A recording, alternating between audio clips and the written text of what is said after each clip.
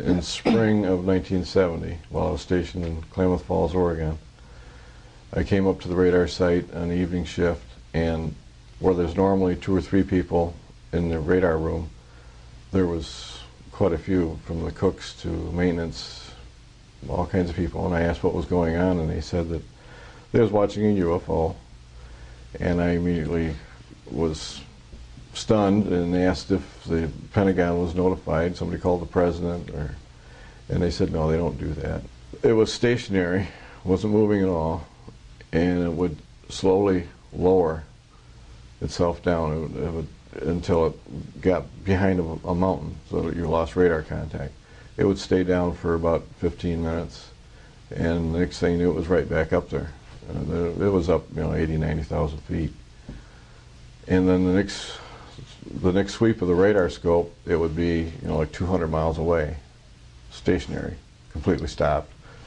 And I said, well, we should call the news media, or call somebody. This is earth-shaking news, and to me. And he said, no, just calm down. NORAD knows about it. They called NORAD, and that's when the senior NCO pulled me to the side and said that NORAD knows about it. That's the only people we notify. We don't talk about this. We don't tell anybody about this.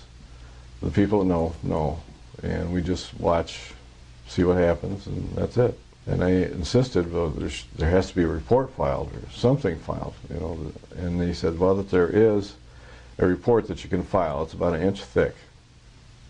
And the first 2 pages is about the sighting. The rest of it is basically a psychological profile of you, your family, your bloodlines, everything. So when the Air Force goes through it, they can discredit you completely by either saying that you was on drugs, or your mother was a communist, or anything to discredit you, and you'd never get a promotion. And I'd spend the next 3.5 years up at the North Pole, living in a tent checking the weather balloons.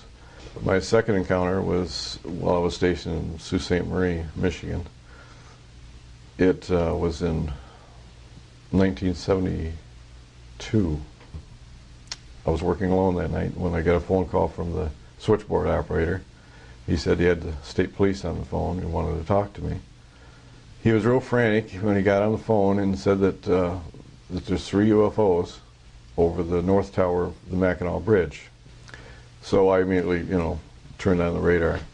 When they asked if I had it on radar, I told them no. It's more of a programmed response, thinking back to Klamath Falls, where you're told you don't talk about it, you don't write it down, you don't discuss it. And in the meantime, I called NORAD and told them, and they looked it up, and they said, oh, it's coming up, they're going up I-75. I said, yes, at about 70, 80 miles an hour. Now, about halfway between St. Nicholas and Sault Ste. Marie, there's Kinchlow Air Force Base, which is a SAC base, which they have B-52 bombers. They had 2, apparently, that were on final approach, and that crosses I-75. And so apparently they diverted those 2 bombers because they didn't want, if they have nuclear weapons or not, but they didn't want to take a chance on them meeting UFOs about the same altitude crossing the highway. So they diverted the 2 B-52s. It was a real eye-opener, how deep the secrecy goes, how deep the cover-up is.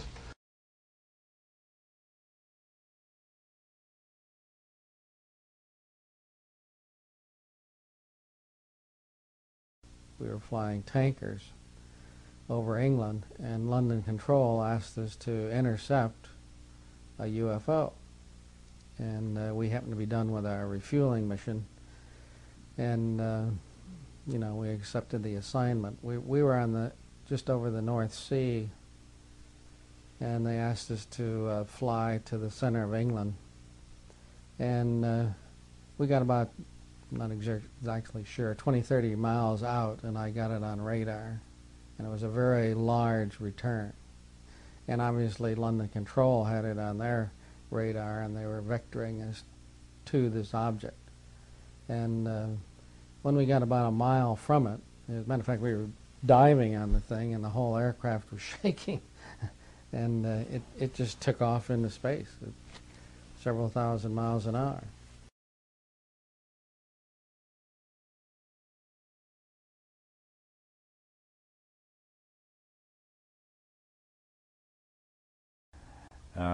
At about 1:30 or so in the morning, I noticed this real bright light to the east of my field, and it was kind of a light green, I would describe it, and it had a red light underneath it, and the red light, it wasn't actually a flashing light, it's kind of, I'd say, pulsating type, probably be a better description of it, red underneath.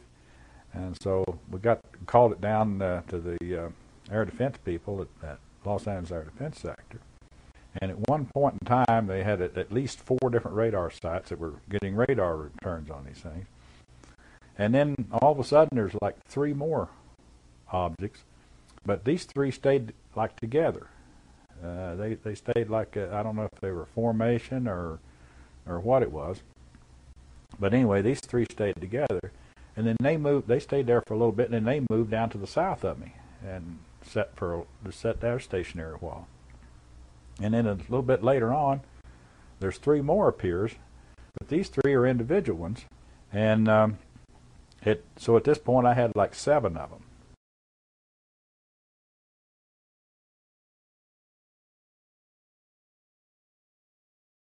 Well, about 3 different times that night, he was able to, he'd say, contact. And that contact means he had contact with something on his radar in the cockpit of the aircraft.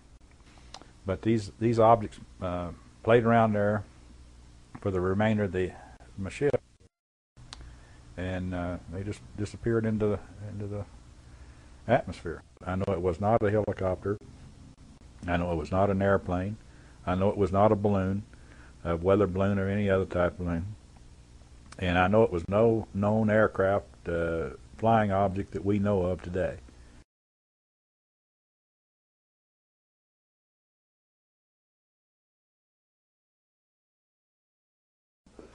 The way it started is there was a 747, a Japanese airline, 747 was coming from the northwest going across the Alaskan territory. And he was at either 31, 33, or 35,000 feet.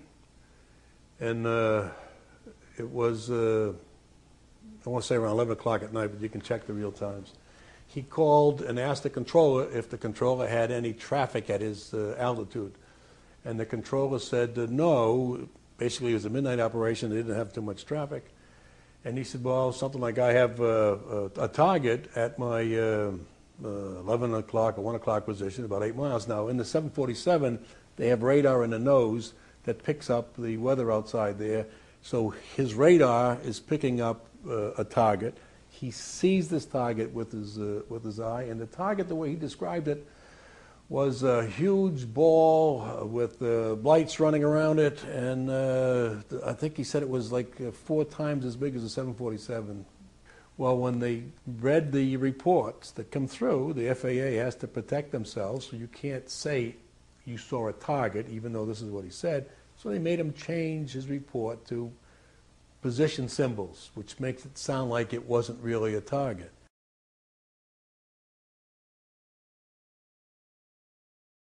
The military controller has what they call height-finding radar, and they have long-range radar and short-range radar.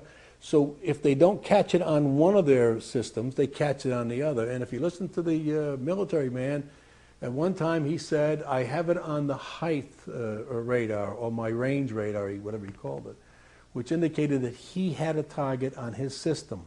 The Japanese pilot would say he's now at 11 o'clock, he's now at 1 o'clock, he's now at 3 o'clock, he was bouncing around, this guy here, and when he would say that, the military guy would cut in and say he's now at 2 o'clock or 3 o'clock, and he would confirm the position.